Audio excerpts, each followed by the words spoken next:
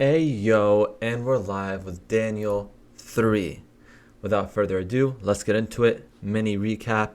Daniel, Abednego, Shadrach, and Meshach, they all kind of got elevated up because Daniel interpreted the dream of the king. By the way, I did look it up, and apparently the first empire was the current Babylonian Empire, which is then followed by the Persian Empire, which is weird because he said it would be lesser than your empire, but it was a pretty big empire, which was then followed by the Greek Empire, which I forgot, with Alexander the Great, and then the Roman Empire. But the feat with the half clay, half iron is still confusing. Okay, so Nebuchadnezzar, and it could be the fact that Israel was kind of scattered all over the world. I was actually reading something in Isaiah recently where like God's going to gather Israel from all the corners of the earth and bring them back into Israel. They were kicked out due to like Roman people kicking them out and then giving it to the Philistines. It was just crazy history. But anyway, here we go. So Nebuchadnezzar the king made an image of gold,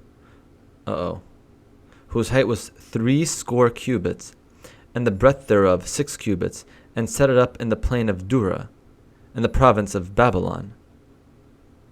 Then Nebuchadnezzar the king sent to gather together the princes, the governors, and the captains, the judges, the treasurers, the counselors, the sheriffs, and all the rulers of the provinces to come to the dedication of the image which Nebuchadnezzar the king had set up. The princes, the governors, the captains, the judges, the treasurers, the counselors, the sheriffs, and all the rulers of the provinces were gathered together unto the dedication of the image that Nebuchadnezzar the king had set up, and they stood before the image that Nebuchadnezzar had set up.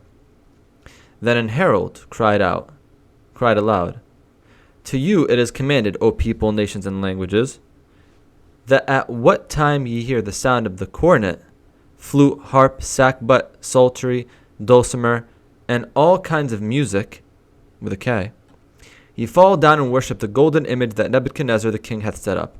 And whoso falleth not down to worship shall the same hour be cast into the midst of the burning fiery furnace. Okay. Therefore at that time, when all the people heard the sound of the cornet, flute, harp, sackbut, psaltery, and all kinds of music, all the people, they forgot the dulcimer, and all kinds of music, all the people, the nations, and languages fell down and worshipped the golden image that Nebuchadnezzar the king had set up. Wherefore at the time certain Chaldeans came near and accused the Jews. They spake and said to the king Nebuchadnezzar, O king, live forever. A.k.a. long live the king, what we'd say in today's day and age. Thou, O king, hast made a decree that every man that shall hear the sound of the cornet, flute, harp, sackbut, psaltery, and dulcimer, and all kinds of music, shall fall down and worship the golden image. But whoso falleth not down and worshippeth, that he should be cast into the midst of the burning fiery furnace. There are certain Jews whom thou hast set over the affairs of the province of Babylon, Shadrach, Meshach, and Abednego. These men, O king, have not regarded thee. They serve not thy gods, nor worship the golden image which thou hast set up. Then Nebuchadnezzar in his rage and fury commanded to bring Shadrach, Meshach, and Abednego. Then they brought these men before the king. Nebuchadnezzar spake and said unto them, Is it true, O Shadrach, Meshach, and Abednego? Do not ye serve my gods, nor worship the golden image which I have set up? Now, if I was them, I'd respond, didn't you say the true God of gods, or the true God of the Hebrews is a true God? Because Daniel consulted with God and interpreted your dream, Now, if ye be ready, that at what time ye hear the sound of the cornet, flute, harp, sackbut, psaltery, and dulcimer, and all kinds of music, ye fall down and worship the image which I have made, well. But if ye worship not, you shall be cast the same hour into the midst of the burning fiery furnace. And who is that God that shall deliver you out of my hands? Shadrach, Meshach, and Abednego answered and said to the king, O Nebuchadnezzar, we are not careful to answer thee in this matter. If it be so, our God, whom we serve, is able to deliver us from the burning fiery furnace, and he will deliver us out of thy hand, O king. But if not, be it known unto thee, O king, that we will not serve thy gods, nor worship the golden image which thou hast set up. Good for them. Do you remember their original names, by the way? Shadrach, Shemaniah, Meshach, Messaniah, and Abednego. Azariah? No, that's definitely not right. Mishael, I think. Okay. So then was Nebuchadnezzar full of fury, and the form of his visage was changed against Shadrach, Meshach, and Abednego. Therefore he spake and commanded that they should heat the furnace 7 times more than it was wont to be heated. That it was wont to be heated. That they should heat the furnace 7 times more than it was wont to be heated. I think that's want, because won't would have an apostrophe, and I don't think they use won't in King James. And he commanded the most mighty men that were in his army to bind Shadrach, Meshach, and Abednego, and to cast them into the burning fiery furnace. Then these men were bound in their coats, their hosen, and their hats, and their other garments, and were cast into the midst of the burning fiery furnace. They should put an exclamation point sometimes. Like, they just kind of say it matter-of-factly. These men were bound and put into the furnace. Period. Furnace! Exclamation point. Therefore, because the king's commandment was urgent, and the furnace exceeding hot. I'm recording, after all, am I not? Okay, just making sure. Oops. Oh, jeez. Sorry, I just wasn't sure if I was recording, so I wanted to make sure. Alright. Therefore, because the king's commandment was urgent and the furnace exceeding hot, the flame of the fire slew those men that took up Shadrach, Meshach, and Abednego. So it burnt the guards standing there. And these 3 men, Shadrach, Meshach, and Abednego, fell down bound into the midst of the burning fiery furnace. Then Nebuchadnezzar the king was astonied. I think that means kind of astonished, because whenever I've seen this word before, it's always meant like surprised in some sense. And rose up in haste, and spake, and said unto his counselors, Did we not cast 3 men bound into the midst of the fire? They answered and said unto the king, True, O king. He answered and said, Lo, I see 4 men loose, walking in the midst of the fire, and they have no hurt. And the form of the 4th is like the Son of God.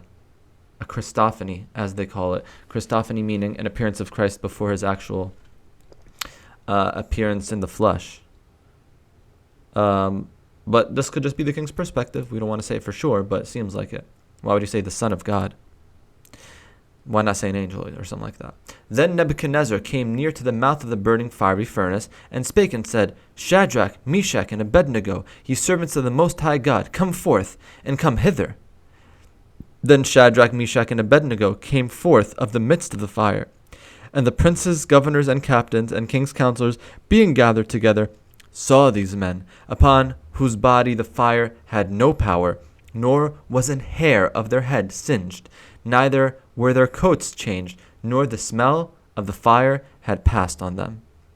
Wow, that's crazy. I walk by a fire pit, I smell like smoke.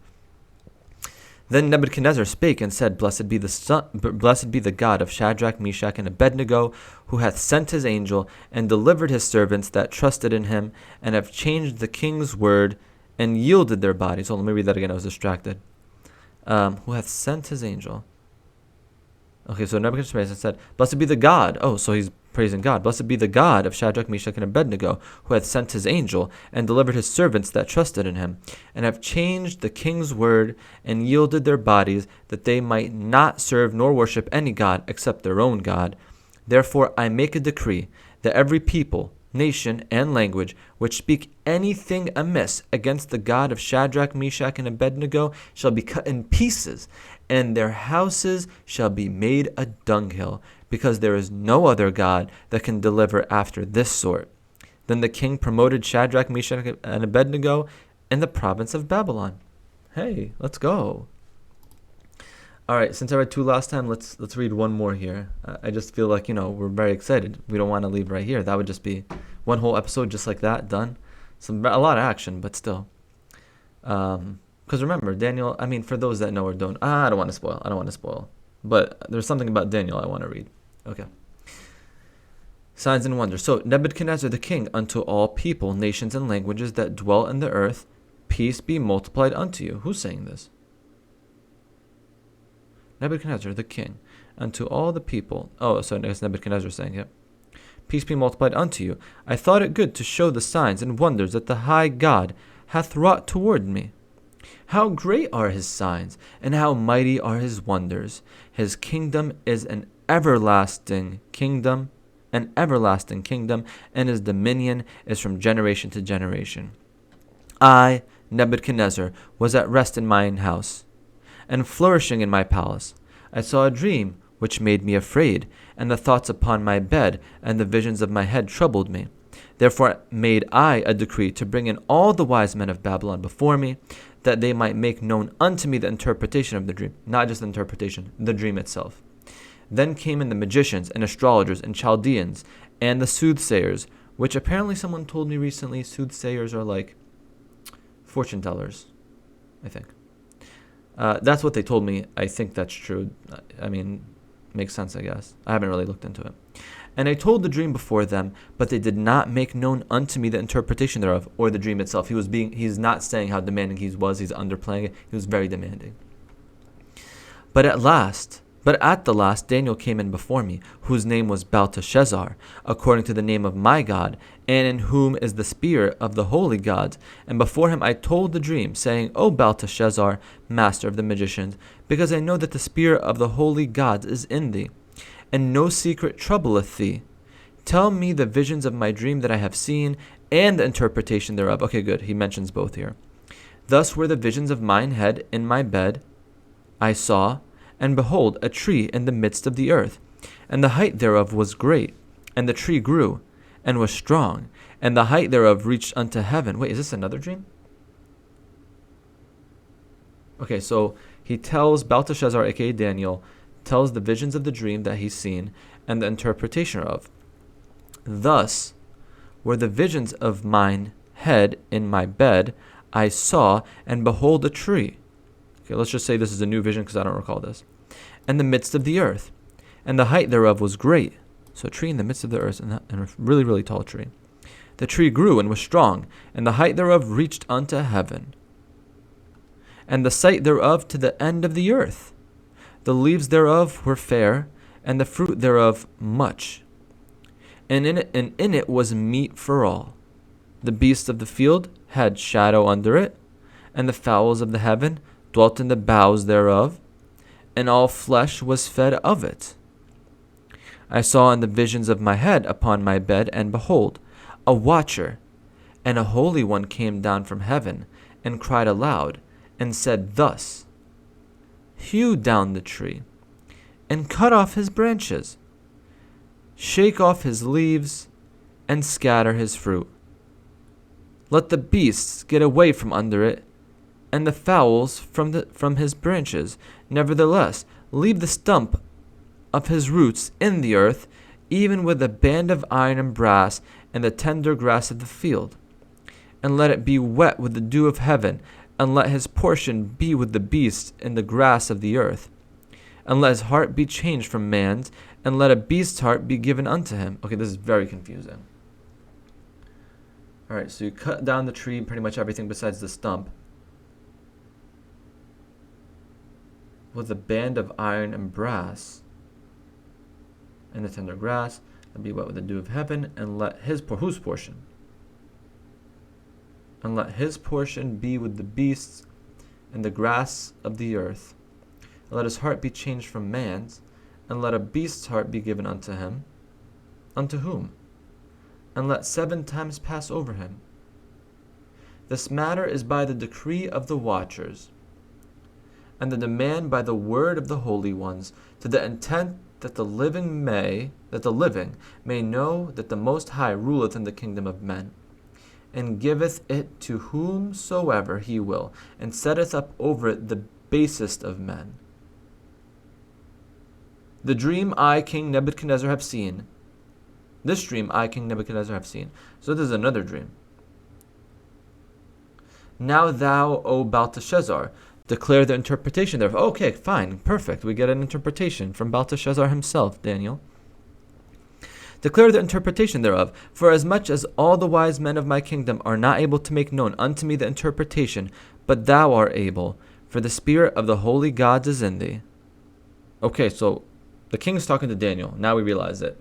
Didn't really matter because I think we remembered everything that was said. It was very visual. Then Daniel, whose name was Belteshazzar, was astonied for 1 hour, and his thoughts troubled him. The king spake and said, Belteshazzar, Let not the dream or the interpretation thereof trouble thee. So I guess he kind of knew the interpretation, maybe. God gave him the interpretation, but he was kind of struck by the dream itself. Belteshazzar answered and said, My lord, the dream be to them that hate thee, and the interpretation thereof to thine enemies. The tree that thou sawest, which grew and was strong, whose height reached unto the heaven, and the sight thereof to all the earth, whose leaves were fair, and the fruit thereof much, and in it was meat for all, under which the beasts of the field dwelt, and upon whose branches the fowls of heaven had their habitation. It is thou, O king, that art grown and become strong, for thy greatness is grown, and reacheth unto heaven, and thy dominion to the end of the earth. Was the Babylonian Empire that big? I didn't know that.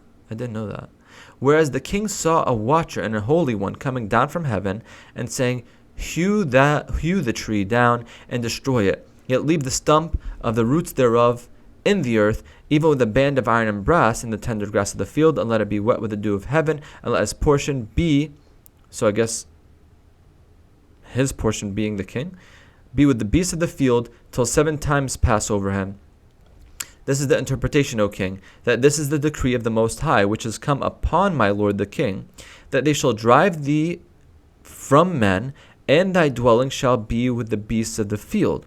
And they shall make thee to eat grass as oxen, and they shall wet thee with the dew of heaven. 7 times shall pass over thee, till thou know that the Most High ruleth in the kingdom of men, and giveth it to whomsoever he will.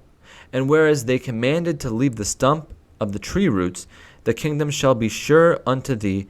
After that thou shalt have known that the heavens do rule. Wherefore, O king, let my counsel be acceptable unto thee, and break off thy sins by righteousness, and thine iniquities by showing mercy to the poor, if it may be a lengthening of thy tranquility. All this came to the king Nebuchadnezzar. At the end of 12 months he walked. So all this, I guess everything that Daniel said, came upon King Nebuchadnezzar. At the end of 12 months he walked into the palace of the kingdom of Babylon. The king spake and said, Is not this great Babylon that I have built for the house of the kingdom by the might of my power, and for the honor of my majesty? While the word was in the king's mouth, there fell a voice from heaven, saying, O King Nebuchadnezzar, to thee it is spoken, the kingdom is departed from thee, and they shall drive thee from men, and thy dwelling shall be with the beasts of the field.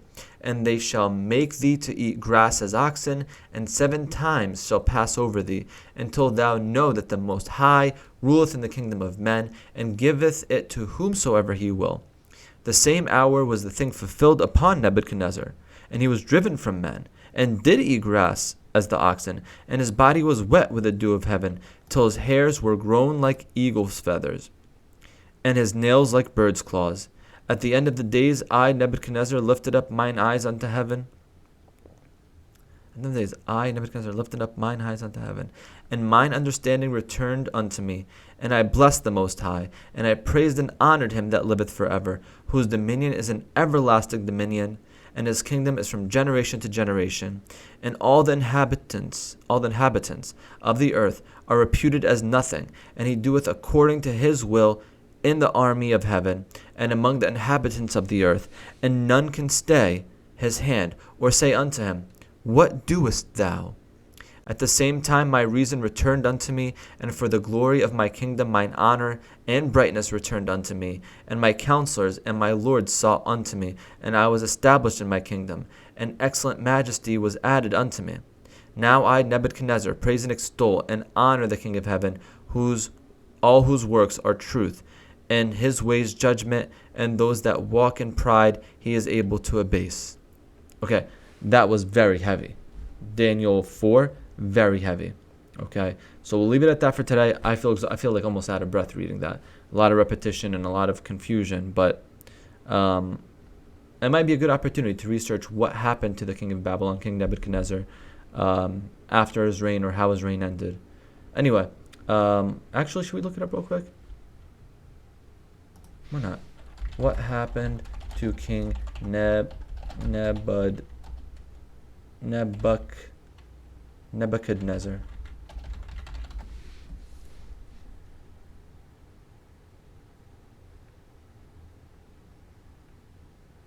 Alright, that's in the Bible. Got questions? It's a good resource. I always use it. Until 562 BC is considered the greatest king of Babylon. 90 times in the Bible. Historical prophetic. Okay, wow, interesting. Chapters only 1 through 4. Okay, so that's the loss of King Nebuchadnezzar. Conquering Judah. Tribute. Babylon rebelled during the reign of Jehoiakim, and again in the reign of Zedekiah.